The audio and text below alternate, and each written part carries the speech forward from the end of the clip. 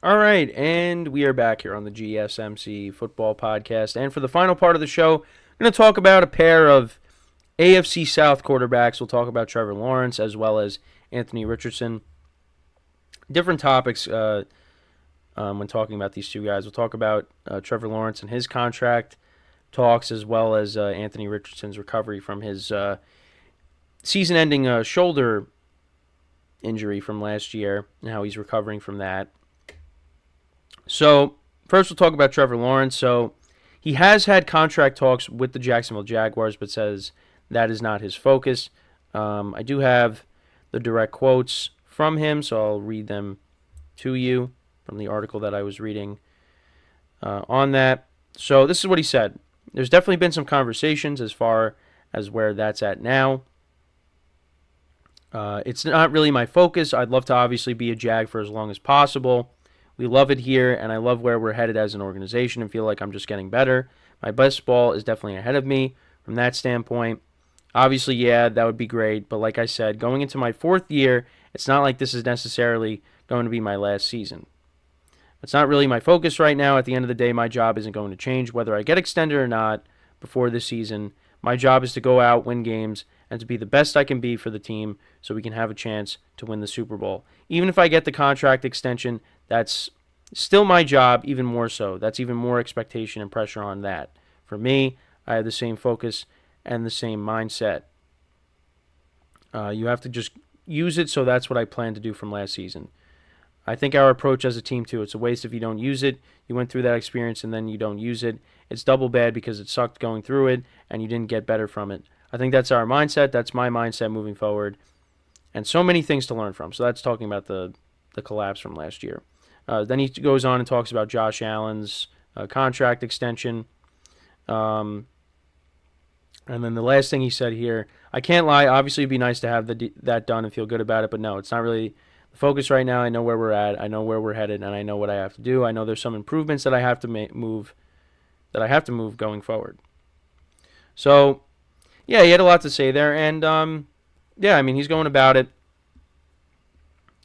from the standpoint of, yeah, like, that would be great, but right now we got other things to worry about. I want to go out there and win games, and the Jags are looking to bounce back from last year because, I mean, again, I said it. I thought they had the division locked up. I thought it was over, and especially after they won against the Texans in Houston, you thought that was it, but they just kind of fell apart, and a lot of it did have to do with Trevor Lawrence getting hurt, but.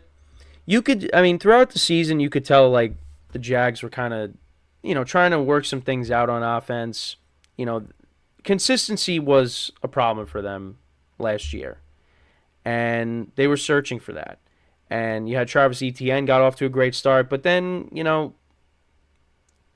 as the season went on, didn't have as many big games as he did earlier in the year. He had that. Then on top of that, you had Trevor Lawrence struggling and then getting hurt. The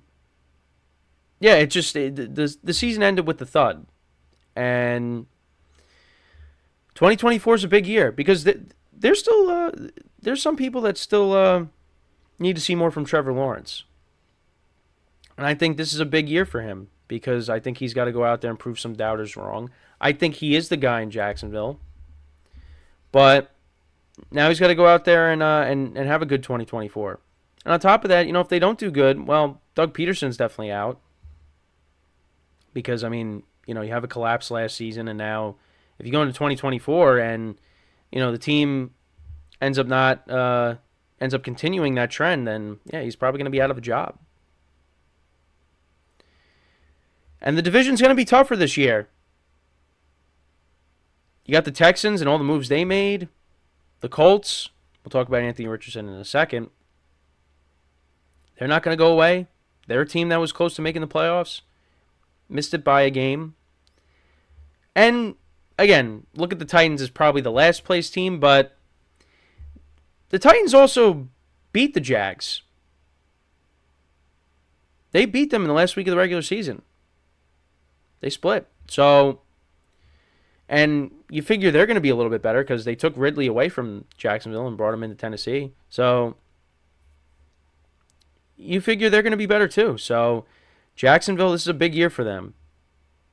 They got a division that's going to be very competitive, which at one point people looked at that division as, maybe being one of the worst, but now you look at them and maybe being one of the best.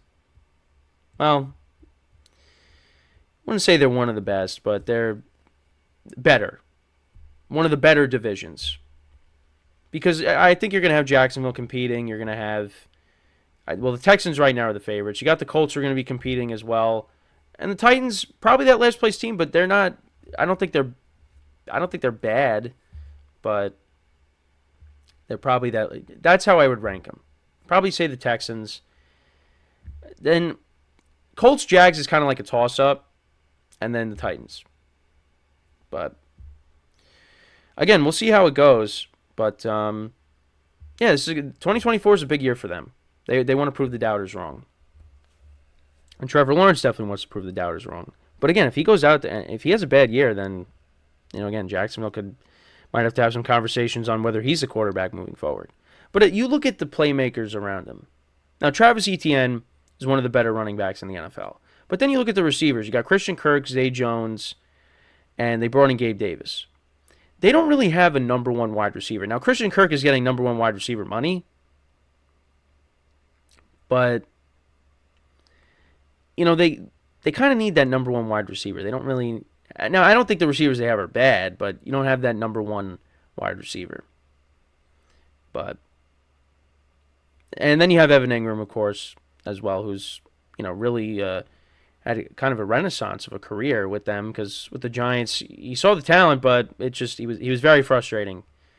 As a Giant fan, very frustrating to watch. Because you see the talent, but he just wasn't able to put it together in New York. Then he goes to Jacksonville, and he's been a different player.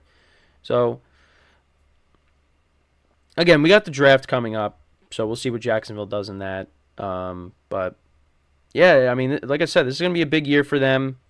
And, hopefully their offense can find that consistency. And we see more of the Jaguars from from 2022, and more from the team that was 8-3, not the team that collapsed at the end of the year.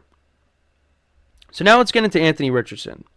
So he's recovering well after shoulder surgery, and Shane Steichen, the head coach of the Colts, stated that Richardson is in a really good spot, and his shoulder is feeling good.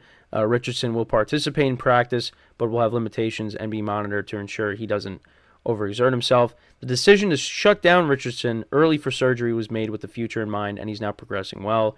Richardson's competitiveness might lead him to push himself in workouts, but the team will monitor his progress closely.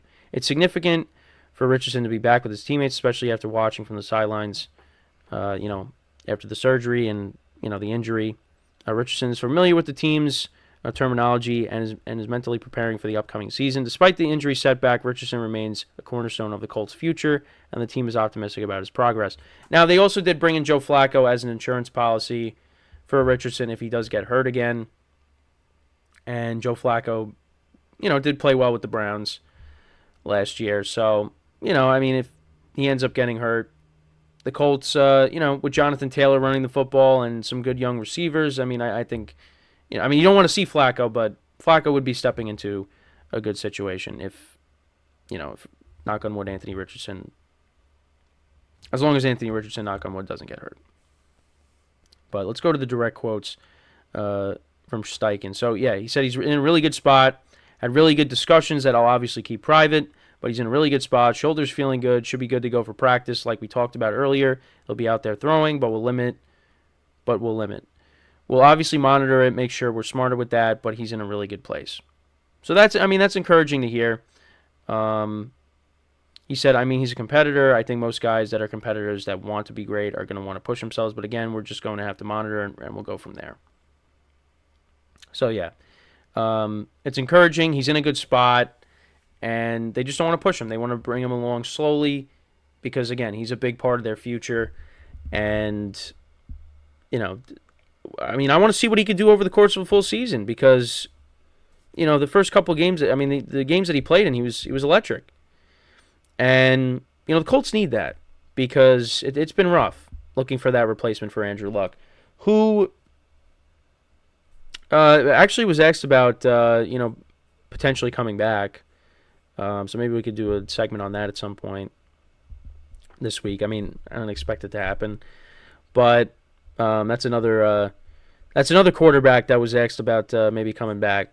But yeah, I mean, you go from Luck, then you had Jacoby Brissett start for the full year, and the Colts were like okay, but they didn't make the playoffs.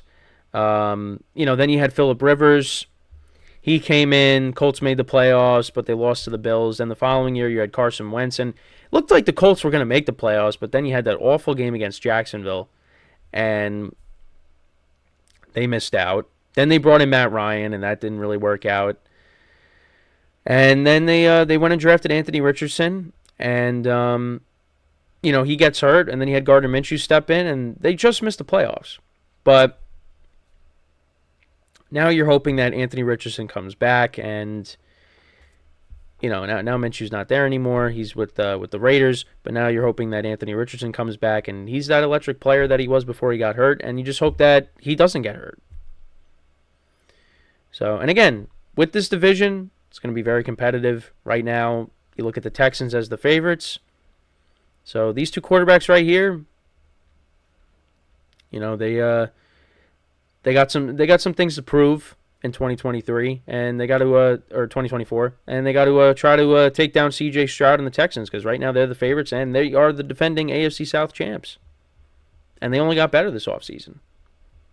So, yeah, I'm interested to see how these teams match up against each other in 2024. It should be a lot of fun. But yeah, encouraging news for Anthony Richardson and Trevor Lawrence.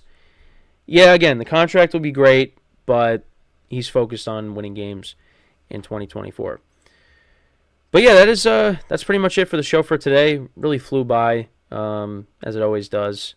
Again, apologize for the mispronunciation of some of the prospects in the draft. I know, like, when I hear the names being called next week, I'm gonna be like, man, I was way off with some of the pronunciations. But that's what happens. Again, like, I'm not a full-on expert on some of the prospects, but yeah. But yeah, I hope you guys enjoyed the show. Again, like I always say, make sure to tune into the other shows here on the network as well, because we got other stuff going on outside of football. NBA playoffs. You had some of the playing games last night. The Western Conference playing games. The Eastern Conference games are tonight. So make sure to tune into the basketball podcast for that, and the sports podcast as well. Obviously, tune in for baseball. Also, wrestling. Late at night. I know Eric always gives us shout outs, and I appreciate that. So make sure to check out his show. His show is late, but he's in a different time zone, so that's why his show is super late. For an East Coast guy. But yeah, make sure to check out all the other shows on the network. We got some other shows that'll be starting as well. We got a soccer podcast starting soon, and a women's sports podcast as well. So that's all going to be coming up soon. So yeah, a lot of shows. Make sure to give them some love. And yeah, so with that is all the time that we have for today. Thank you guys for tuning in. Obviously, we'll be back again tomorrow, 10:30 a.m. Eastern Time. And until then, I'm your host, Kenneth Grunfelder, signing off from the GSMC Football Podcast, brought to you by the GSMC Sports Network. Have a good day, and I will talk to you guys tomorrow. Take care.